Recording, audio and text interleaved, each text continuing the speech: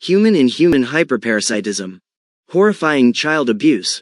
Lying families. Lying governments. Lying schools. Lying doctors. Forced bestiality. Little boys forced into incest, and little girls sold as sex slaves. This affects your family. The world's oldest lie exposed. Human-in-Human Hyperparasitism. Talk about it, learn about it, live better. As long as addicts lie about the spirit connection, and hide the worldwide human-in-human hyperparasitism crisis to serve their addictions, by wearing the bodies of billions of people, all of the children of the world will continue to be abused, with no one to turn to for help, no one acknowledging the problem, and 50 to 75% of the population preferring to lie to, and about, any child that reported the abuse. Addictions forced on people in order to hide human-in-human hyperparasitism, has caused previously decent people to behave in ways commonly attributed to monsters. End child abuse. The truth about the worldwide human-in-human hyperparasitism crisis must be spoken about. This is an intervention to end the world's oldest addiction ring, before it ends modern society. The unaware must become aware. Many aware people from every industry and age group must help by speaking truthfully. What is the spirit connection? Some humans know how to travel across the Earth's energy with their personal energy. I call the Earth's energy the spirit. Some humans know how to travel with their personal energy, or personal spirit, into the personal energy, or personal spirit, of other people. I call this the spirit connection. What is human-in-human hyperparasitism?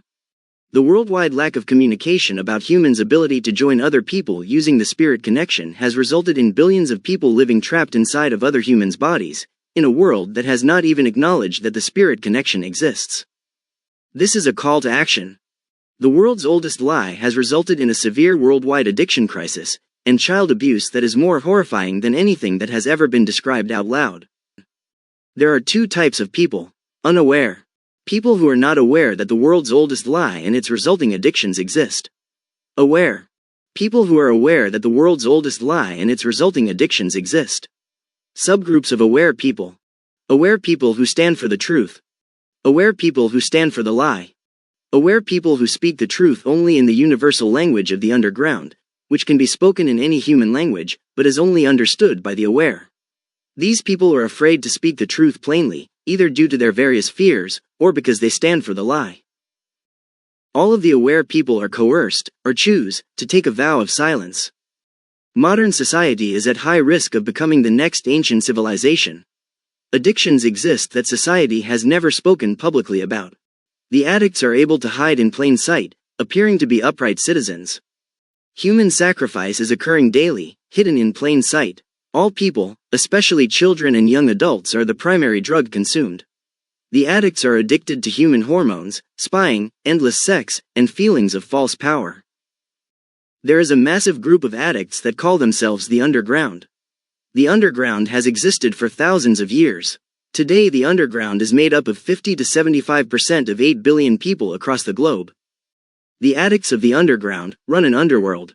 The Underworld is a black market economy that spans the globe and serves the addictions of the Underground. The Underground has a universal language that can be spoken in any language. Because the Underground is made up of 50 to 75% of the world's population, every institution and industry is affected. All institutions and industries are manipulated by the addicts of the Underground to serve their addictions. The truth about the world's oldest addiction ring must prevail, or our modern world will become the next ancient civilization. All of the world's problems stem from the world's oldest addiction ring and their many lies. Indoctrination. People who are indoctrinated into awareness have different experiences. Indoctrination happens within the host's own imagination. In elementary school, kids are often taught the phrase, "Your imagination is your own playground that no one else can access." This teaching is a lie. Every thought a person has is known by every person who broke into their spirit, because they share the host's body and mind. This phrase is used to encourage kids to use their imaginations. The addicts use the children's imaginations as their own playgrounds. The addicts who share the children's bodies and minds, and intend to indoctrinate young children into awareness, disguise their thoughts to sound like the child's own thoughts, and use imaginary scenes to test which children they will choose to indoctrinate. The addicts know how to manipulate dreams as well. Inquiries include desired superhero powers, flying, time travel, stopping time, etc. crushes on other kids, or the opposite, accompanied with tricking the children into touching their own bodies. The addicts share the children's sense of touch.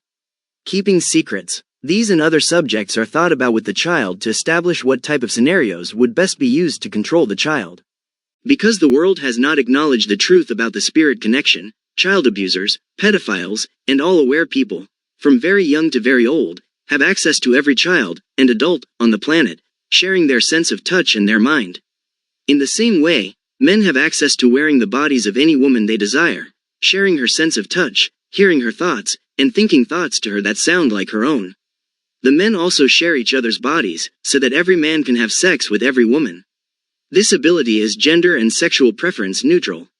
These shameful acts are the reason addicts attempt to discredit anyone who reports symptoms to doctors or police. If you are unaware, your doubts about the spirit connection being true are very likely fed to you by the people who broke into your spirit. Listen to the lyrics of She, by Green Day. When does indoctrination occur? Everyone is different, but there are two patterns I've recognized. Pattern 1. Little boys are often indoctrinated around the age of 7. I believe families determine the patterns they follow. This includes the aware in a household, and the extended family on both sides of a child. Sometimes it is the youngest male. Sometimes it is all the young males. Why males? Historically, men have been the leaders in all institutions from family to governments. Getting high by spying on all people, and endless sex, has been the motivation of aware men for thousands of years. The addict lifestyle is vile, so it is forced on people. Forcing it on young males teaches them to be controlled throughout their lives, and keeps the addict lifestyle going. The addicts also get high on the hormones released when they torture people, whether child or adult. They also feel high on false power by controlling people. If a household does not have any males, they may choose to indoctrinate the youngest female. I believe indoctrinating young females is a more modern process. This serves getting high on hormones from torture, and false power highs from control. If an indoctrinated child is ever a leader in an institution outside of a family, the addicts then have a fellow addict that they can use to manipulate public institutions to serve the addict lifestyle. This includes governments, education systems, legal systems, medical systems, and all institutions. Pattern 2. Women are often indoctrinated when their children are nearly all adults, or around menopause. Men, pause. As in, I found the men hiding inside of my body. Many truths are hidden in plain sight in common words we use every day. Men who were left unaware as children often experience what their families describe as a midlife crisis. I believe a midlife crisis means a man was indoctrinated and made aware. Due to the vow of silence, people do not know who to trust and act accordingly. I believe couples often include one aware and one unaware person at their start. This serves shame, torture, and silence. Some children who are indoctrinated are tortured, and some are built up to be the cool kid. Both serve addicts getting high. I will dedicate another video to the universal language of the underground. Here's a brief look at one concept they use. Love and marriage go together like a horse and carriage. A young male is the horse, and a young female is the carriage. The addicts wear the flesh of the young people, which is like riding a horse or riding around in a carriage pulled by a horse. Wearing the flesh of the youth allows the addicts to constantly experience love and lust through others. Another reason why, besides getting high on the false power torturing and controlling young aware people gives addicts, the youth are a source of fresh human hormones. The older addicts deplete their own hormones. Children and young people are not yet depleted. The children provide the fresh, addictive hormones the addicts use to get high. No child is spared, no child is safe. Making a child aware serves torture, lust, and creating future leaders that are easier to control. The truth begins with family. Truth in family heals community, which heals the world. Spirit world, our own imaginations. The human imagination becomes 3D and interactive with practice. It can feel so real that it seems like visiting another world that is as real as the physical world, without the current limitations the physical world has. By this I mean the physical world is very simple and the same every day. Our imaginations are unlimited, and we can imagine anything. The spirit world exists in our imaginations. I don't believe it's an actual place, it's simply that our imaginations can become like 3D interactions with practice. During indoctrination, the newest victims are tricked with manipulative thoughts and vivid mental imagery that they have never experienced or heard about before, by other people who broke into their body and mind using the spirit connection. The movie, The Wizard of Oz, could be a very good description of what being indoctrinated is like. A person hiding their identity like the Wizard of Oz behind a curtain, tricks their host with unusual imaginary scenes and tasks like the Land of Oz. Indoctrination. Indoctrination for the newest victim is made to seem very complicated, though it is actually quite simple. Confusing the host causes the host to delay speaking to other people about what they experience. The world's oldest lie only survives because the human race has failed to speak truthfully and publicly. Step 1. People who live as spirits in their host's body share the host's imagination. These people make the decision to indoctrinate the host. They are like the wizard in the Wizard of Oz movie. They are normal people hiding their identities so that they can role-play characters they believe their host will believe and ultimately join using the spirit connection. Step 2. The people with the host begin creating vivid mental imagery, causing the host to daydream and interact with the people who share their imaginations. Scenes that rival or surpass the Land of Oz are used to manipulate the host. Step 3. The people in spirit with the host attempt to control the host. They behave like puppeteers, and see how much they can control their host, manipulating them into strange or unusual behaviors in the physical world, and in the host's imagination. The puppeteers role-play characters based on their host's interests.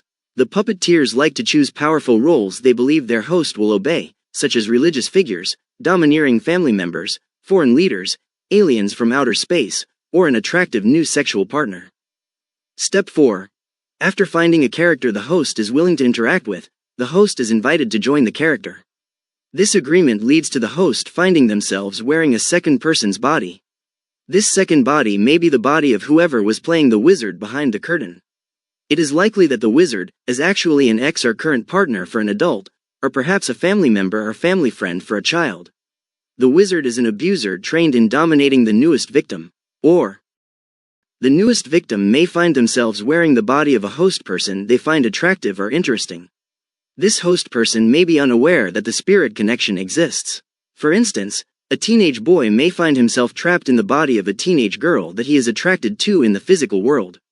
In this way, abusers remain hidden like the Wizard of Oz behind a curtain, while they secretly begin forcing addictions on the newly indoctrinated teenage boy. The teenage boy experiences shock, having never known people can share bodies. He would also find himself amazed to be able to hear the teenage girl's thoughts and see through her eyes, going everywhere she goes. This appeals to the teenage boy's curiosity. The wizards, or hidden abusers, would manipulate the teenage boy not to tell anyone, and they would manipulate the teenage girl to take a shower, or possibly to touch herself. In this way, abusers are able to take control of their newest victims. It would be incredibly difficult for a teenage boy to report his experience. Unaware people might think he was experiencing hallucinations. Aware people would lie. The teenage boy would also have to overcome deep embarrassment to speak at all. "Hi, girl, I have a crush on. I'm wearing your skin, and I showered with you last night, and then I watched you change into your pajamas, and when you touched your body, I could feel through your hands and it felt just like using my own hands." This is a very unlikely conversation. Soon it would occur to the teenage boy, with help from his internal wizards, that if he can join one girl, perhaps he can join other girls. He certainly can, the wizards would tell him. This experience applies to all genders and ages. If they become unhappy, or if they want to speak, they would be enticed to join someone new and interesting to keep them quiet. In this way, addictions to spying on people and silence grow.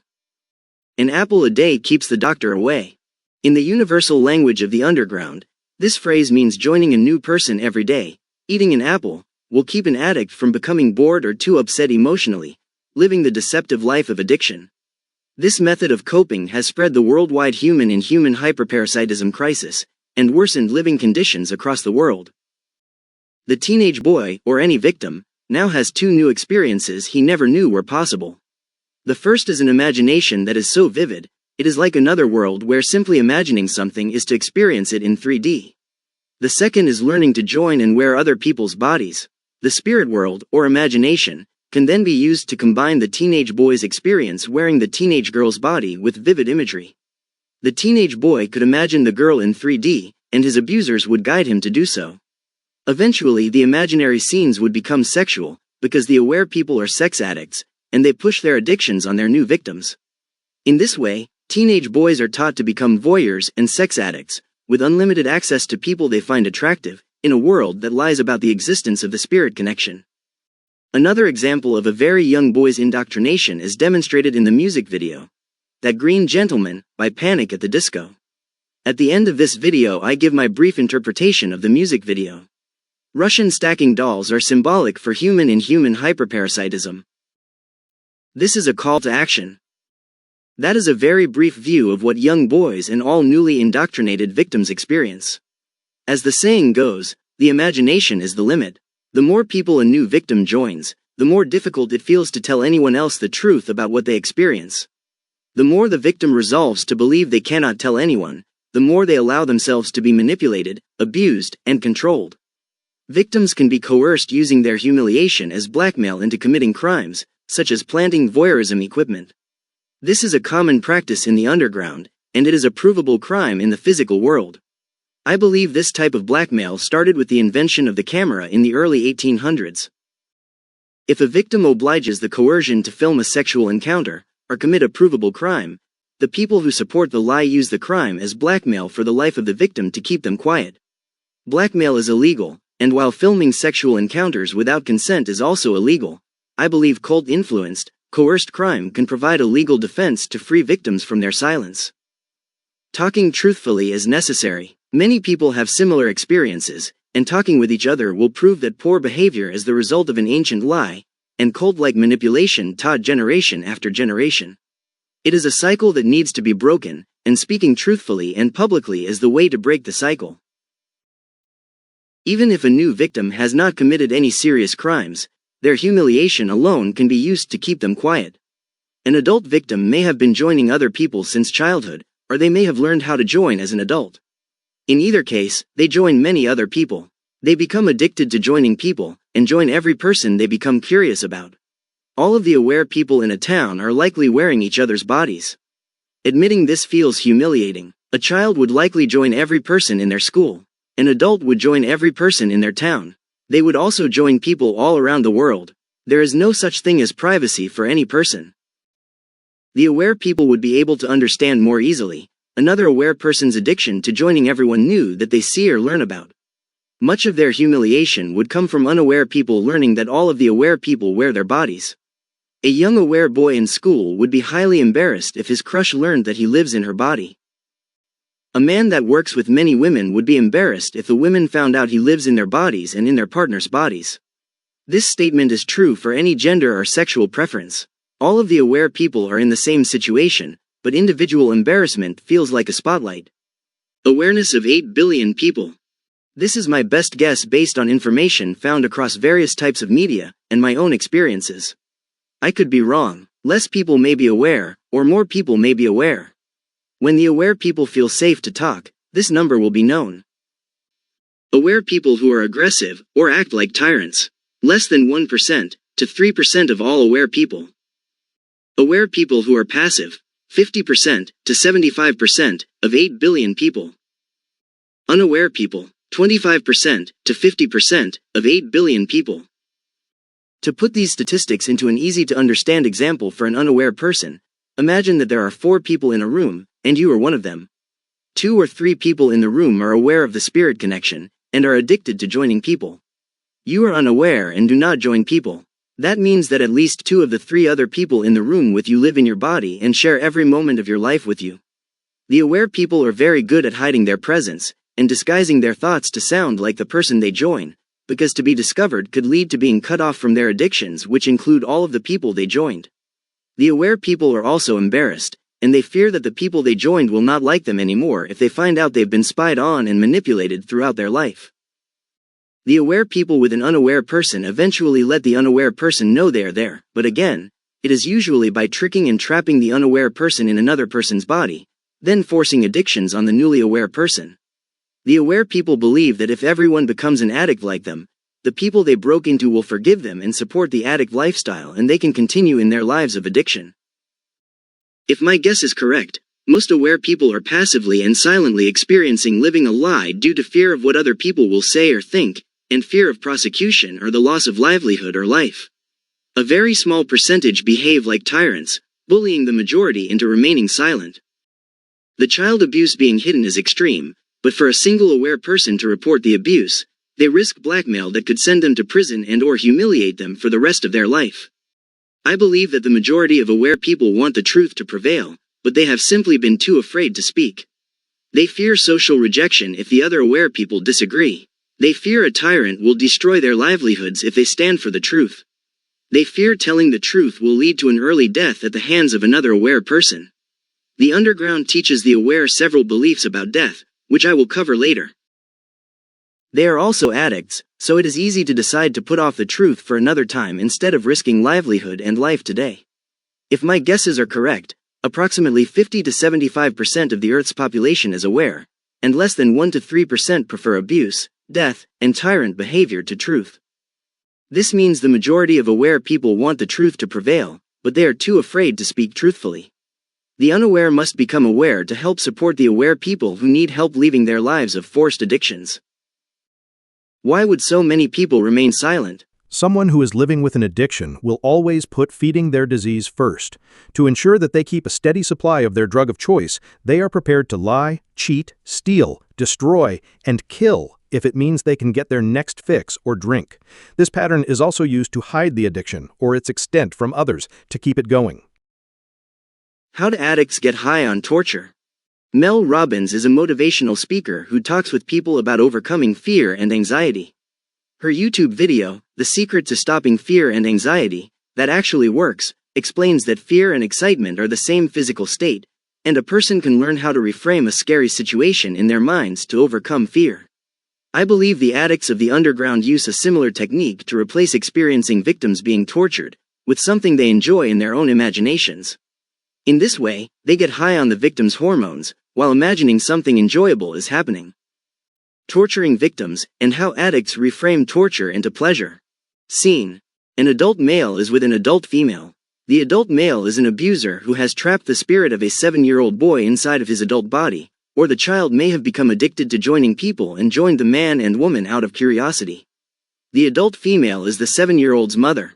She is unaware of the spirit connection, and is happy to spend time with the adult male.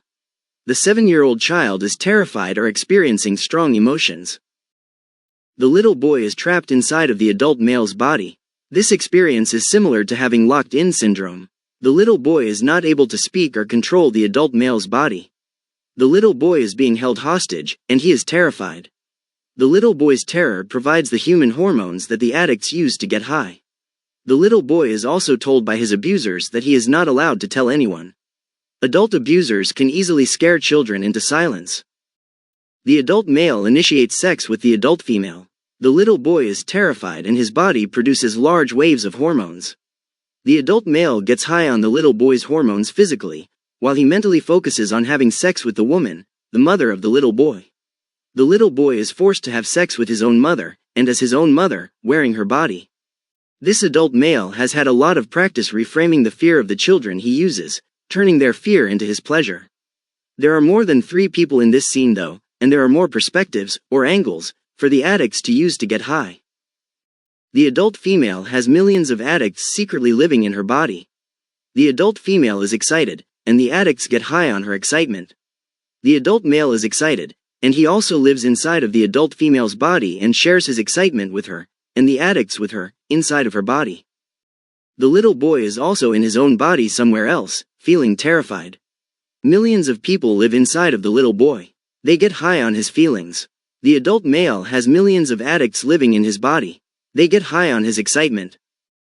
Other new victims are forced by abusers to join more people, and they have joined all 3 bodies and cannot escape because they do not know how to leave. They are also terrified or excited. The addicts feed on their emotions inside of the 3 bodies, and inside of each of the new victims' own bodies. The addicts are experiencing the rush of human hormones in millions of locations. The addicts who have learned how to reframe the fear of the children and new victims into excitement no longer see a child or adult being trapped, terrified, and abused. They have learned to replace the images of people who are being abused with visuals in their imaginations of anything that makes them feel excited. The new victims do not know how to replace the abuse scenes in their minds, which causes them to produce fear hormones. Eventually, perhaps when they begin to be dull to abuse scenes and no longer provide large surges of fear hormones, new victims are taught how to change the abuse scenes into pleasurable scenes in their own imaginations. This provides new waves of hormones being released, and additional highs for all of the addicts. The vow of silence, blackmail, and fear of social rejection, such as being accused of lying, mental illness, or being a pedophile for not reporting the abuse sooner, and new forced addictions, keep new victims from reporting their experiences. The addicts live in millions of bodies across the world. With 8 billion people on the planet, a person could potentially join 8 billion people and experience every person's life, and thus endless waves of human hormones. Amongst 8 billion people, there are always millions of people experiencing orgasms, and so addicts experience orgasms non-stop every day. This statement is true for all experiences. Someone is always afraid. Someone is always in love. Someone is always using drugs or alcohol to get high. Someone is always being murdered or assaulted, which creates huge waves of fear that addicts reframe into excitement. Someone is always eating amazing food and living exciting lives. The addicts become addicted to all things, and they learn how to reframe feelings they do not like into imaginary scenes that they do like. The addicts make children and new victims aware, to produce new waves of hormones, because addicts become depleted in their own bodies, leading to always chasing the dragon. Becoming aware of the spirit connection, which the entire world ignores the existence of, is horrifying. Chasing the dragon refers to the elusive pursuit of a high equal to the user's first in the use of a drug, which after acclimation is no longer achievable. Addict logic is to think that if they can't get as high, maybe if they get really low, their high will feel higher.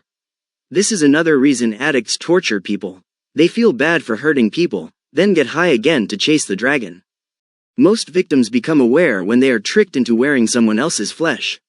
This experience likely causes huge waves of human hormones through feelings of horror, because unaware people have never been taught about the spirit connection, so finding oneself wearing a second body would be horrifying. Every sexual experience across the planet is being exploited by all of the addicts hiding, wearing the flesh of all the other people. No two people have ever had any sexual experiences without hordes of addicts hiding in their bodies, getting high on, and manipulating the situation. I believe that all people are shown the truth about the spirit connection and human-in-human hyperparasitism during their lifetime. When a person becomes aware, their own heart or conscience calls them to report the truth. I have met few people who readily speak the truth. Most choose to wear fake smiles and lie and deny the truth. Continuing to lie will destroy our modern civilization. The truth must be spoken by all people. Signs of upcoming indoctrination. Years before, lucid visions, memories of, or actual near-death experiences with lucid dreams or visions. Believing a higher power or religious figure is communicating with you. People who break into other people roleplay powerful figures to serve false power addictions. Change in appearance. Old hobbies abandoned and replaced with new hobbies you were never interested in before. New philosophies, such as, many choices to solve a problem are better than few choices. 3 choices versus 100 choices. New belief systems or old belief systems, that suddenly start taking up a lot of time. Being drawn to give away your resources, time, money, etc. Tolerating other people using you to avoid conflict, thinking that it is easier. Self-sacrifice to the detriment of self and family. Isolating behaviors. People disappearing from your life. When people learn how to break into other people's bodies, they often isolate from the people they break into. The opposite can also be true, codependent relationships, with little deep communication. Asking someone what is wrong with no truthful answer. Isolation serves silence, and so aware addicts attempt to isolate all people from meaningful communication.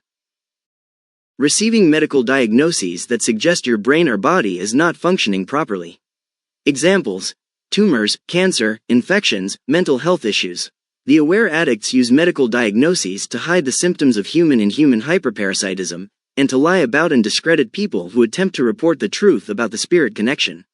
Experiencing a variety of mild, seemingly unrelated symptoms, with no medical explanation are solved.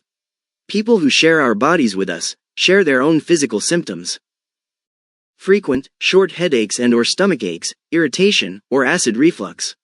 Sudden coughing, frequent diarrhea, loss of bladder control or inability to urinate, constantly sipping a drink, hair loss, weight that does not match diet, loss of appetite or not feeling hungry, forgetfulness, feeling drained of energy, a successful, social youth replaced with isolation and failures, sadness or depression that is treatment resistant. Tip: the people that break into our bodies share their depression with us. If you experience sadness or depression, try this simple exercise.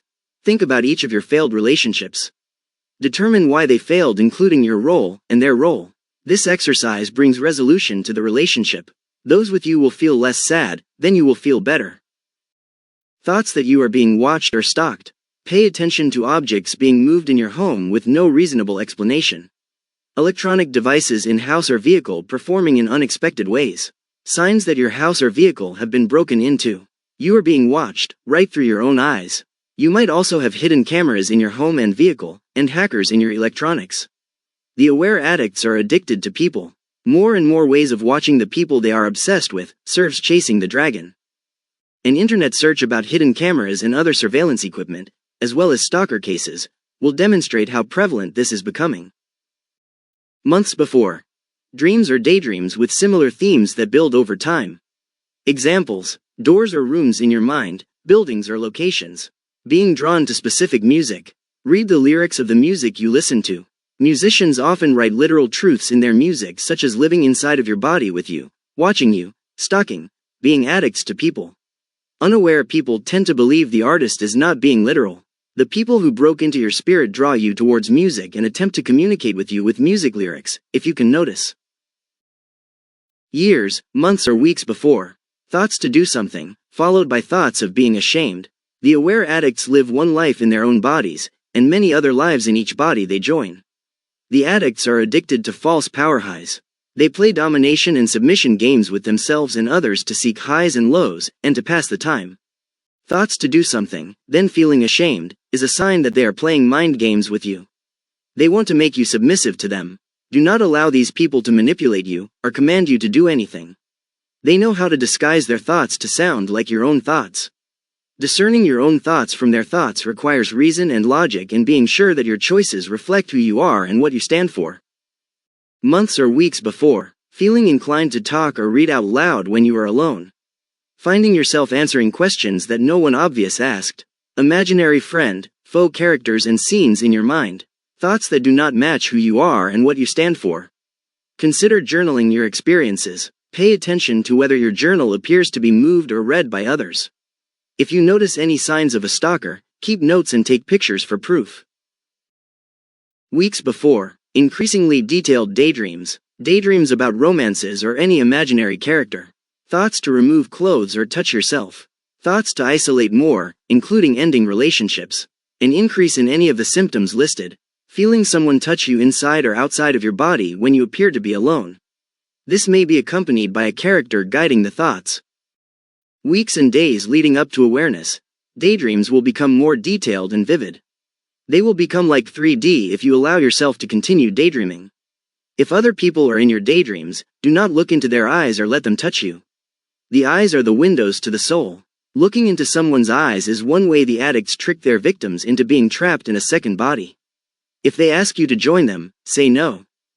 Thoughts and daydream scenes may include dominant, submissive roles such as kings, queens, religious figures, new lover, husband, wife, adultery roleplay. Non-human characters. Slave, master. The aware people are sex addicts and will very likely attempt to get the host. You, naked and touching themselves. The aware people will try to get the host to obey their commands such as driving places, talking out loud, and ending relationships to isolate. I recommend no longer participating in daydreams when you realize that these things start happening. When you realize your thoughts are directing you to take action, be sure you only do things that are safe and make sense. This may sound obvious, but the aware addicts are very good at manipulation and causing a person to feel zoned out and compliant to their requests. The addicts entertain themselves by attempting to control their host. They even gamble and place bets on what they can get the host to do. One goal they have is to embarrass their host into silence. If the host believes a powerful figure is directing them, they are easier to control. These people are not actually powerful figures. They are addicts addicted to false power, spying, sex, and all things addictive, and they do not have good intentions for you. If you are in a romantic relationship, They may role-play someone who is not your partner to attempt to get you to have a daydream affair. If you participate in this imaginary romance, it is very likely that they will use this daydream to capture your spirit in a second body. The second body would not be your fantasy romance partner. The people with you are catfishers. They intend to use your daydreams to shame you later, and use your shame to keep you from speaking to your partner, family, or friends. Weeks and days leading up to awareness. The aware people know how to shape the clouds into words and pictures. Yes, real clouds in the sky. The harp machine never needed to be invented. This sounds unrealistic, but it is true. At the beginning of your indoctrination, expect to see real clouds being made into very obvious shapes. This is one of few very amazing things that the underground bothers to do with the awesome energy of the earth, or the spirit. Sadly though, they will use the clouds to manipulate you and attempt to control your behaviors, thoughts and beliefs. Tom Petty sings about cloud shaping in his song Free Fallin'. Always remember that these are human addicts that serve their addictions first. How could cloud shaping be true? Being in control of the elements of the earth is a function of what is possible when humans are honest about all that can be done with the energy of the spirit, and our own personal spirits. It is science and understanding how energy operates. The addicts learn how to travel across energy and wear other people's flesh, and they think they found an amazing goldmine. They become addicted to endless spying and sex, and they never consider that spying and addiction are the very least of what can be done with energy. True healing is free, instant and painless. This gives humans health, immortality, and even symmetry or perfect beauty, just as the animals humans haven't intentionally altered are perfect and beautiful. Humans can duplicate any item, and transmutate one item into a different item. This ends the need to work to earn money to have what we need. These abilities are amazing, and just the start of what can be accomplished with the energy of the spirit.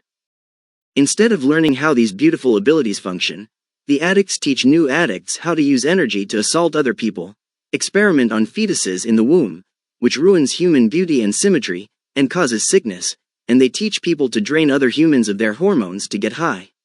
The addicts abuse all people. When the aware addicts finally choose to speak, all people will live in a world ran with respect, dignity, health, and prosperity for all. Silence is the reason that human-in-human hyperparasitism exists. A few more tips. The aware addicts also know how to put people into sleep paralysis. They may do this to attempt to force you to join them during a dream. If a person in any type of dream attempts to force you to stare into their eyes, kiss them, or touch them in any way, do your best to refuse them. They intend to capture you in a second person's body and force addictions on you. The entire indoctrination process is done through your own mind while you are alone. When you become aware, you must immediately begin speaking the truth every day. I mentioned that the addicts know how to assault other people with energy. The addicts know a lot more about the human body than they have ever been honest about out loud. Living as spirits inside of the bodies of other people has allowed the addicts to learn incredible details about how the human body operates. The addicts use energy to assault or fry and destroy neurological connections.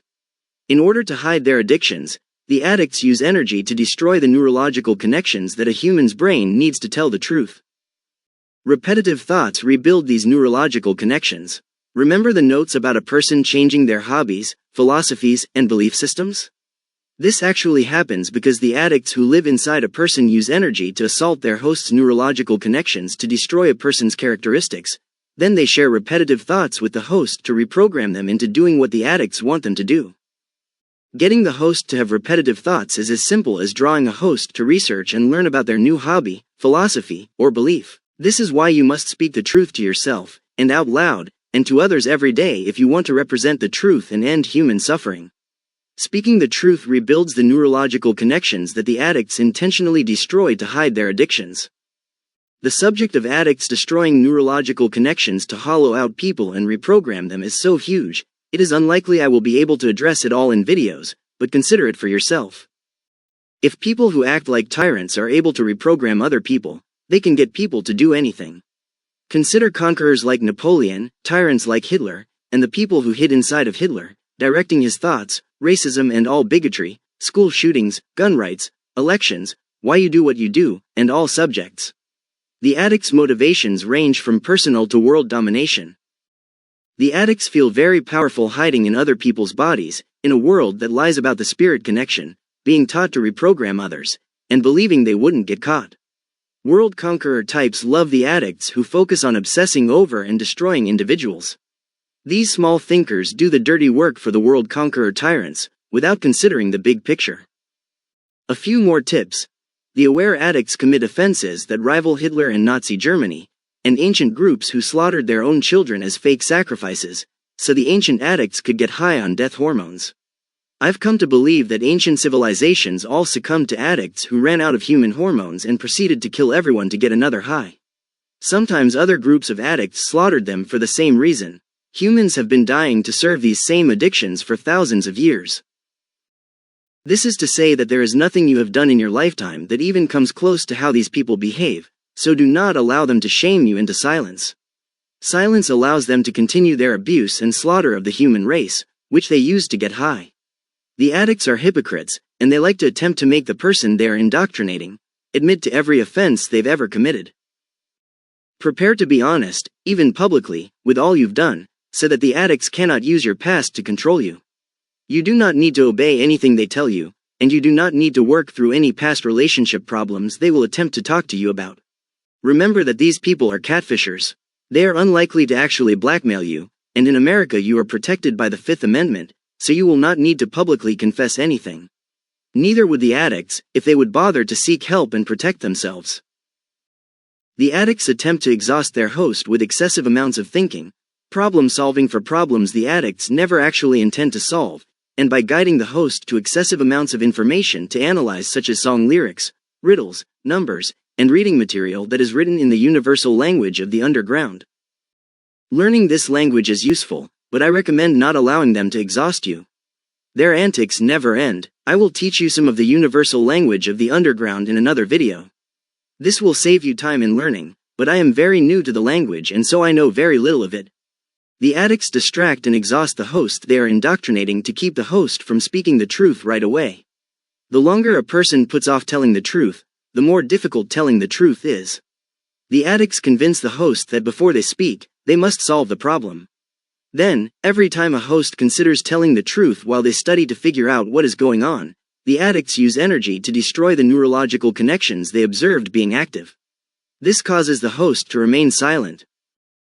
The addicts are used to living like sardines in a can, inside of human bodies, while inciting hatred and division in all of their hosts' personal relationships. This means that they will attempt to isolate you from as many people as they can, including family, friends, acquaintances, community, country, and personal belief systems. I suggest confirming all facts you think you learn from the addicts about another person, with the actual person. This may sound obvious, but the addicts are very good at isolating their host victims. Silence allows the addictions to continue, and isolation prevents people from speaking truthfully together.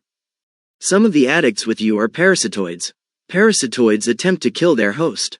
These human parasitoids may share suicidal or homicidal thoughts with their host. One of the best tips to deal with all of the addicts' really poor behavior is to mirror their suggestions back at them. If you are consistent, this stops parasitoids. The aware addicts are often afraid of death, and do not like to be reminded of their own death. Mirroring also works to help you to know the characteristics of the person thinking thoughts to you. If they call you a crude term, suggest back that it applies to them. Mirroring plays a huge role in many philosophies of the underground. The mirroring liars use is the opposite of the truth. For instance, addicts instigate hateful thoughts while living like sardines in a can, inside of other humans, to cause division and isolation in love and relationships between people. The truth stands for dividing humans into the single-spirited people they were intended to be from birth, while unifying people with love and respect. Healing, and learning how to evict people's spirits from our bodies, brings healthy, loving division. How do I know that the truth stands for dividing all people into the single-spirited people they were intended to be from birth? Because if all people knew the truth that other people live in their bodies, manipulate their thoughts, share their sense of touch, and that they are always being spied on by other people, they would want to kick all of the people out of their bodies. If unaware people knew that pedophiles have unlimited access to touching their children using their child's own hands, they would want the pedophiles kicked out of their children's bodies. If all unaware people knew that they were being gang raped every time they had sex, they would want the rapists kicked out of their body and their partner's body.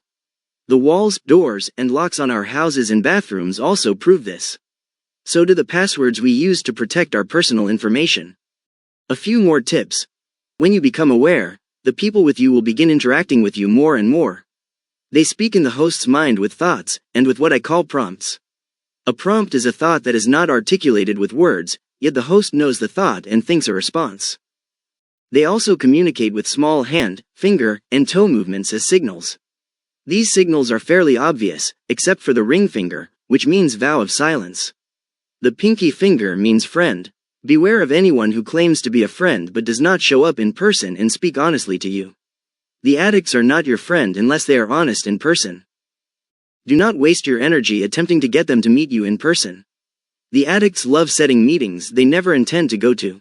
These addicts are catfishers. They are not the person they claim to be, and do not intend to meet you. They love to roleplay because they lack confidence. Think about the people you have known during your life. The catfishers are likely people you have known. They are embarrassed, and so they roleplay as any person you will agree to roleplay with. The catfisher may also be a stranger. They will try to get you to do random tasks, whether small or large. A response that stops them is to tell them to ask you in person. They are catfishers, and do not like to meet in person. The addicts love to pretend to be a secret lover. If you role-play in your daydreams with them, they will try to get you to touch yourself. Just know that some of your family members are with you, along with young aware children, and many other people that you would never want touching you or sharing your sense of touch. The addicts will also try to pretend they are friends with you, even though they would not show up in person. Many songs have been written about how the artists fell in love with a catfishing addict, then their lover, who they never met in person, disappeared and left them heartbroken. The addicts get high on building people up, then tearing them down. Do not trust a person who does not show up in person. I recommend touching yourself as little as possible. If you take off your clothes, use the bathroom, or shower, I recommend doing so in the dark. The addicts share your eyesight with you. They are also addicted to voyeurism. Voyeurism through audio equipment and cameras is far more rampant than the media reports, and a simple internet search will show you that there are tons of stories about hidden cameras and audio being found in homes and businesses. Hidden video and audio is bought and sold by the addicts on the dark web. They become obsessed with the people whose bodies they share, and cannot get enough of them to satisfy chasing the dragon. Talk with the people you do know about your experiences. It is more difficult for family and friends to be honest, so expect many people to play dumb with you. There are tips in this video about how to learn to recognize aware liars versus unaware people. It is more likely that a stranger will be honest with you than someone you know. If you show compassion in your thoughts, you may have strangers find you to speak truthfully. If you speak to random strangers, some of them will be honest with you. The aware people communicate in other ways that you will learn to notice.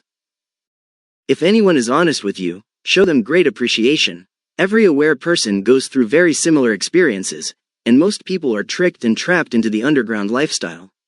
Their addictions were forced on them, and they did not realize the horrors a simple daydream they had when they thought they were alone would lead to. When all people speak the truth about the spirit connection, the human race will learn about all of the amazing things that can be done with energy and our spirits. Getting people to speak the truth is the goal. Reward truth with kindness, and reject lies and games that liars play. A few more tips. I recommend not drinking alcohol or using any drugs. The aware addicts know a lot about the human body, and they use all things related to nutrition and human health against their hosts. Abstaining from alcohol or any type of high lowers the addict's influence over their host. Foods and teas made from deep-rooted plants that are naturally high in vitamins and minerals can help replenish any deficiencies. Both tips help minimize excessive thoughts. The most important thing to remember when you are indoctrinated is to never agree to join them. Joining others using the spirit connection should only be done face-to-face and with consent, and this is not safe to do until all people understand how our own spirits operate. The unaware must be made aware without having addictions forced on them. Parasitoids, aware people who instigate their host to feel anger, hatred, and the desire to isolate, and people you speak to that lie to your face are not the only terrible experiences you will have when you become aware. The aware addicts are addicted to masturbation inside of their hosts' bodies. After you are aware, they will not try to hide their addictions to orgasms as much as they do with the people they have not yet made aware. You will notice your mouth frequently fill with fluid, even though you did not salivate. This fluid is semen. This is why society has seen a water bottle epidemic in the schools. It's likely why so many adults sip coffee or other drinks all day. The addicts living in the host's body give the host a prompt to take a sip from a drink as ejaculation in the mouth occurs. This was the plan the addicts came up with to hide the symptom of unexplained fluid in the mouth.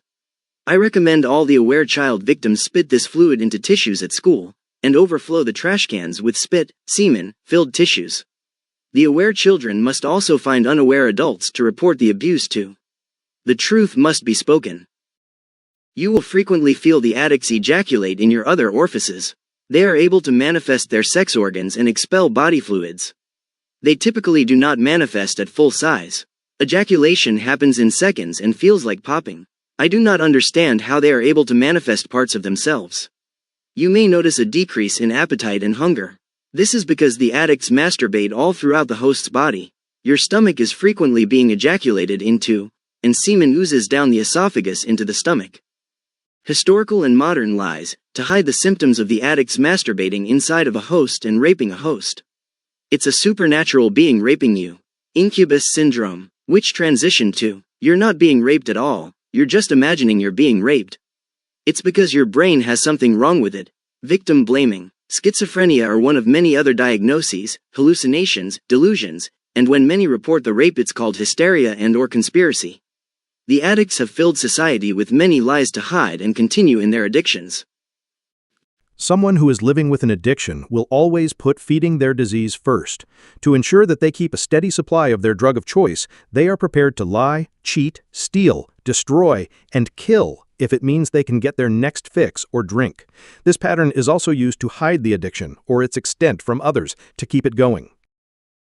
Some of the addicts act like tyrants, and if you offend them, they will very obviously rape you anally and vaginally in females, with sex organs that are manifested in larger sizes. The rape begins deep inside the body and moves outward, unlike sex between two consenting partners. They can also manifest something that I cannot identify.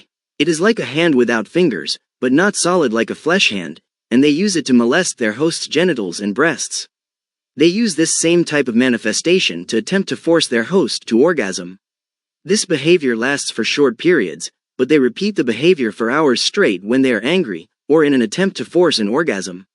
They are sex addicts and think all people will respond submissively to their forced rape and molestation. I find that insulting them deeply can cause them to lose their erection or cause them to break down and start crying.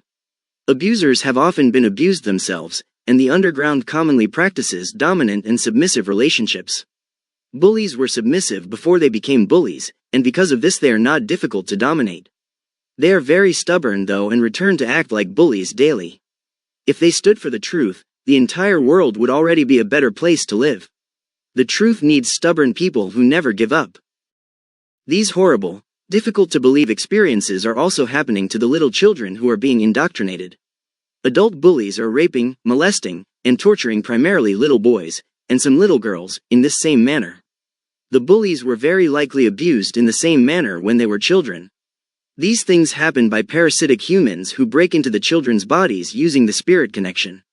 When children go to bed at night in their believed to be safe homes, these humans that act like monsters assault the little children, and force them not to tell on the abusers. Human-in-Human Hyperparasitism is real. Hundreds of people in the valley say they are hearing voices in their heads. And those voices are being transmitted by microwave or other methods. Well, several viewers asked us to investigate what they call electronic harassment. KMIR6's Angela Monroe joins us now with what she's discovered. Angela. Electronic harassment, synthetic telepathy, voice-to-skull technology. Chances are you haven't heard of these terms, but after searching the internet, I found dozens of websites dedicated to the phenomenon and several Valley residents who say they're victims. How much more can you invade me than to go into my brain? It sounds like somebody else is reading the book, only it's thoughts. We're not having a group hallucination. This is actually something that's happening. These men all live in the area, didn't know each other before the voices started, and say someone is playing mind games with them. Mostly it's a lot of derogatory comments about whatever you're thinking about. Only time I ever had a whole sentence, he said, "This is not about you." To hear the full story, search YouTube for Electronic Harassment. Voices in My Mind by KMIR News. Energy assault symptoms. No human inventions needed. Frequent short headaches, stomach aches, irritation, or acid reflux, burping, inverted hiccup.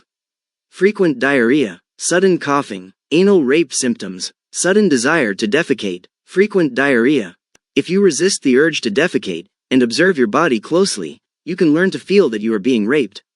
Within a minute the parasitic human raping you will ejaculate, which feels like mild popping, and lose their erection, which will end the feeling of needing to defecate. This will occur over and over and over. Defecating simply makes the rape more difficult to detect until the bowels are full again. Search these topics and any topic in this video to see more people's experiences. The experiences are talked about all over the news and internet. I've listed 2 articles, out of thousands worth reading, about the accounts by victims who are being raped, tortured, and left to suffer in a lying world, by men and women who broke into their bodies using the spirit connection. The unaware professionals have no idea that humans know how to live like parasites inside of other humans' bodies, and the aware professionals gaslight everyone to serve their addictions and maintain their pride. These articles do not name the worldwide human-in-human hyperparasitism crisis as the cause of the patient's suffering. Perhaps the researchers were unaware. The truth must prevail. An article in Frontiers in Psychology called Sexual Hallucinations in Schizophrenia Spectrum Disorders and Their Relation with Childhood Trauma, by Jan Dirk Blom and Esmeralda Mango Encarso. And another article from Frontiers in Psychology called Delusions of Possession and Religious Coping in Schizophrenia, a qualitative study of 4 cases, by Igor J. Petkovich, Ursula Klazinska, and Radosław Tomalski. When an energy assault causes too much damage to be blamed on a delusion or hallucination. Humans know how to use energy to assault other humans internally and externally. Google AI says, spontaneous human combustion is a rare and controversial phenomenon in which a person reportedly bursts into flames without an apparent external source of ignition. While the exact cause of spontaneous human combustion remains unknown, there are several proposed theories, none of which have been definitively proven. External ignition sources. Overlooked sources of ignition, such as cigarettes, matches, or electrical appliances, may have been present but not noticed.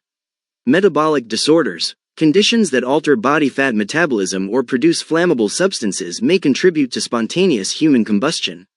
Acetone buildup. Acetone is a flammable substance produced by the body. High levels of acetone may ignite in the presence of an external spark. Wick effect. Body fat can act as a fuel source, with clothing acting as a wick to sustain the fire. Paranormal or supernatural cause. Some theories attribute spontaneous human combustion to paranormal or supernatural events. In 2013, news reports detailed the case of an Indian baby boy named Rahul who suffered from recurrent burn injuries that his parents attributed to spontaneous human combustion. Medical investigations, however, found no evidence of a medical condition causing the fires and strongly suggested an external source of ignition. Details of the case. Incidents. The infant reportedly caught fire 4 times within his first few months of life, sustaining significant burn injuries to his head, chest, and thighs. A second son born to the family also developed similar burns a week after his birth in 2015. The world's public conclusion about what causes spontaneous human combustion adds up to: we don't know why a person burns alive while nothing around them is burnt. The truth is that humans know how to assault each other with energy. Humans commit many crimes using the spirit connection. They believe they will never get caught because the world has yet to address the truth about the energy of the spirit. Humans use energy assaults to murder other people and disguise the murder as long or short-term illness, or unexplainable circumstances. Someone who is living with an addiction will always put feeding their disease first. To ensure that they keep a steady supply of their drug of choice, they are prepared to lie, cheat, steal, destroy, and kill if it means they can get their next fix or drink. This pattern is also used to hide the addiction or its extent from others to keep it going. Watch another of my videos called Ancient Secret, Healing is Free, Instant, and Painless. Worldwide Addiction Ring hides spirit truths, to learn how the truth about the spirit connection could be utilized for love and intimacy instead of for hate and addictions. The medical field is one of the world's oldest lies' best friends. Most symptoms of the human-in-human hyperparasitism crisis are blamed on medical problems. Aware addicts have been infiltrating society's most trusted organizations for thousands of years, filling them with lies and liars to maintain their addictions and continue hiding the truth. The truth must prevail. The truth begins with family. Truth in family heals community, which heals the world. This abuse is happening to adults and children. The abusers have been allowed to continue because families lie at home, leading to governments and all institutions lying routinely, and helping to hide the abuse and addictions. The pedophilia being reported on the news is just the pus that is leaking out of a giant, gaping wound as large as the earth. Our children are not even safe alone in their own beds. Pedophiles like Jeffrey Epstein are the puppets and human flesh suits for billions of perverts and pedophiles who walk around looking upright in their own bodies, thinking they will never be caught for their crimes. When one pedophile goes to prison, another human is used and manipulated into becoming the next pedophile puppet for the billions of pedophiles hiding in the bodies of other humans. Just as the US government has not been forthcoming with the identity or prosecution of the pedophiles in the Jeffrey Epstein files, neither have they represented the truth about the spirit connection in the worldwide human-in-human hyperparasitism crisis. All types of bigotry, hate crimes, and death have the same root source. Addicts abusing people to get high on human hormones. Oppressed groups through history were the people no one would listen to. Women, slaves without rights, minorities, crazy people, and today illegal immigrants that are easy to isolate, abuse and kill with little legal repercussions. These groups have been intentionally verbally suppressed throughout history so that they would not be listened to if they reported the addict's abusive behavior. Children are also easy to bully into silence. If the unaware could believe that many children are being abused while they are seemingly alone in their own bedrooms, perhaps the children would have someone who does not support addiction over their safety to report their abusers to.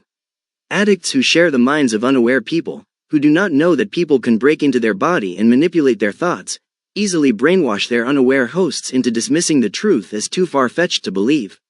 The lie is costing every human their lives, livelihoods, and happiness. A few more tips. If you are a person with money, the addicts may attempt to sell you your freedom when they make you aware. This may be freedom after they trap you in another person's body, or it may be a lie that they will teach you how to kick all the human spirits out of your body and close your spirit door. Do not be fooled. They are not able to grant you freedom, because they themselves do not know how to be free. When all people speak truthfully and publicly about the worldwide human-in-human hyperparasitism crisis, I believe the entire human race will create an operations manual for the spirit and spirit connection. We will learn how the spirit operates, and that will lead to freedom. How to spot an aware liar. An aware liar does not plainly speak the truth about the spirit connection when asked. Unaware people sound different than aware liars. You either stand for the truth, or you stand for the lie. You cannot stand for both. How to spot an aware person who is lying about the spirit connection. Aware people who choose to lie may display the following signs when spoken to about the truth of the spirit connection. They become defensive, frustrated, or angry to intimidate the person questioning them. They deflect or try to change the subject, refuse to speak at all, or in some other way stop the conversation. They call someone else mentally ill or crazy. They call someone else a liar. They suggest the subject is evil, and should not be looked at. Liars are like a magician who needs the audience to look away from his trick, or lie, so that they don't see how he does the trick, or tells the lie. They blame a conspiracy theory, as though they would not care if humans could wear their flesh and spy on them. They pretend that they cannot understand anything related to the conversation. They play dumb. They deny the possibility of the spirit connection altogether, and may cite personal beliefs to defend their denial. They avoid you like a plague, and you feel compelled not to contact them. Why do they lie? Aware people lie because they are addicts who are afraid of losing their addictions. They lie to maintain their addictions. They lie because they are embarrassed by their behavior, and they are afraid to admit or talk about the offenses they have committed. They lie because they are afraid their family will no longer love them if they tell the truth. They lie because they were trained to lie, after they were tricked and forced into a life of addiction, by cowards who pretend to be a cult of communist authoritarians, who learned this cult lifestyle from people who are now dead. This cycle has been repeating for thousands of years. They lie because they are embarrassed by historical lies. They lie to maintain past lies. They lie because they were told continuing to lie honors the dead. It does not honor the dead. Aware people who die are suffering, and await the truth to be given a second chance to live. I will discuss indefinite locked-in syndrome in a different video. They lie because they make money off of their lies and lifestyles. They lie to feel false power as some type of knowledgeable leader. They lie because they are holding people hostage inside of their bodies, They enjoy torturing people without getting caught, and they get high on false power controlling other people. They lie because the other addicts lie, and they are afraid to think for themselves. They lie because they are afraid of rejection. Some lie because they have never been faithful to a partner a day in their life. Some lie because they love spying on everyone, and being able to see everyone naked, and being able to use other people's bodies to have sex with anyone they want. Some lie because they are being blackmailed. Some aware people are willing to talk about the spirit connection.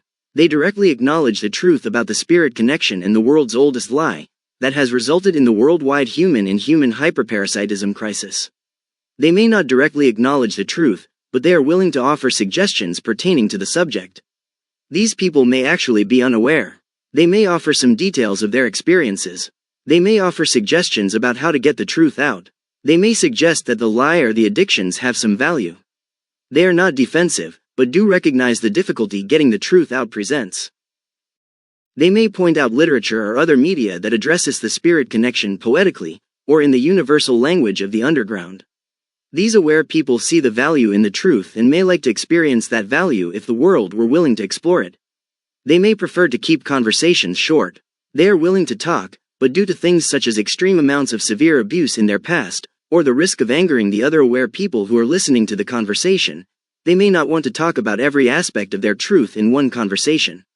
They may talk about how U.S. constitutional rights and personal rights are being violated and manipulated because of the world's oldest lie. How to spot an unaware person. They respond with surprise and/or curiosity. They are willing to directly talk about the possibilities. They may wonder about conspiracy or mental illness, because aware addicts have spread these lies across the world to hide the truth. They do not display defensiveness, because they have nothing to be defensive about, though they may stick up for family or belief systems, or tire of a subject that sounds unrealistic. They may have serious doubts about the spirit connection being possible, because society does not teach anything related to the spirit connection directly. Anything related is portrayed as science fiction, or miracles, or impossible. They may offer suggestions of media they've seen that reminds them of the subject. They may also doubt the possibility because they have put their trust in their families and other institutions, and these trusted people have never taught them anything about people being able to wear each other's bodies. To believe in the spirit connection is to realize that all institutions including family, friends, education, governments, and personal belief systems have been lying to them. Unaware people have aware people hiding in their minds, and manipulating their thoughts. Unaware people are being exploited in the underworld economy, and all people have someone who pretends to own them, and makes money off of their life choices. For an unaware person to become aware before their human trafficker wants them to become aware, terrifies the human trafficker. It isn't simply a loss of money, or a loss of false power. The person who pretends to own the unaware person typically knows the unaware person personally. The aware person is very ashamed. Spotting a child who has been indoctrinated and abused. Sudden increase in crying, frequent crying, clinginess to a parent, trusted adult, or older child. Crying and clinginess around certain people. Wanting to avoid certain people or places. Isolation. Desire to stop participating in social activities. Talking out loud when they are alone. Sadness. Depression they do not want to talk about with any details, increasing silence. An unexplainable lack of energy, which can lead to a lot of screen time. Losing excitement for life. Eyes that slowly lose their sparkle for life, or deadpan eyes. Some kids that are indoctrinated are built up to be the cool kid. They may not appear sad or quiet or isolating, but the opposite. Listen to Freedom 90, by George Michael. Talk to your kids about their imaginations often, to gauge how interactive theirs seems compared to yours. Ask them to tell you about the characters in their minds, and warn them never to join any characters. Red flags in society. Media. That Green Gentleman, Things Have Changed, by Panic at the Disco. While this song is about a jealous guy, the video is, in my opinion, about the beginning of a very young boy's indoctrination into awareness of the spirit connection. This is my brief interpretation. The video is worth watching, and the lyrics are worth reading. Some are literal and very telling. Due to copyright laws, I cannot quote the lyrics, but 3 sections stand out to me, so I will leave my interpretation, and you can attempt to match them to the lyrics if you want to. 1. The singer realizes many people live inside of his spirit, mind, and body, and they all influence him, so he has not ever met his true self, the individual person he was intended to be from birth. 2. Only people who are aware are able to tell you the truth about the spirit connection, the underground, the underworld, the spirit world, and the many crimes taking place, because unaware people do not know that these things exist. 3. These lyrics are literal. When a person joins everyone using the spirit connection, they share everyone's spirits, bodies, and minds, and in this they literally go where every person they join goes. They hear and thus know every person's thoughts that they join, and they can feel the feelings of every person they join, thus feeling the same. Russian stacking dolls, symbolic for human-in-human hyperparasitism. The Russian stacking dolls breaking in half to show more dolls inside, represent humans breaking into other humans' spirits, minds, and bodies and living inside of them. The elephant in the room represents a serious, obvious problem that is avoided because discussing the problem is uncomfortable. There appears to be a snail next to the elephant, which is symbolic for a very slow solve to the problem that is the elephant in the room. The dark lamp over the elephant and the snail is symbolic for the lie, which keeps the serious, obvious problem from coming to light, or being seen, or addressed truthfully. The bear could be thought of as a teddy bear, symbolic for youth, or a grizzly bear, standing on two legs in an aggressive pose, symbolic for danger. Between the bear and the Russian stacking doll, there is a Chinese finger trap, which is symbolic for getting trapped if someone touches the Russian stacking doll, or trapped if someone starts joining other people using the spirit connection. There is also an antique brass trumpet, symbolic for blasting an announcement. The little boy who's featured in the opening of the video is clearly very young, perhaps 6 to 8 years of age. He notices the Russian stacking doll on the table. He starts smiling when teenage boys begin climbing out of the Russian stacking doll. The teenage boys all run out of the Russian stacking dolls, and intentionally step on the phone as they jump off of the desk. The phone is slid open, showing the keypad. This is symbolic for a person's telephone number, which, I believe, is one number assigned to a person so that they can be found by anyone through an underground directory. The teenage boys jump off the desk and the little boy follows them, and they all land in a different location, symbolic for the spirit world, which exists in our imaginations. A band is playing music in the spirit world, where primarily males from young to old, and a couple of young females dance and play. After going to a magic show hosted inside of a house too tiny to host such a magic show, the kids all run up a hill to human-sized Russian stacking dolls. The kids then climb inside of a doll together, and the doll rolls down the hill with the kids inside. Rolling down the hill inside of a wooden doll with many other kids inside would be a bumpy and rough ride. This is symbolic for life being a bumpy, rough, spinning ride, while living with many other people inside of a single person.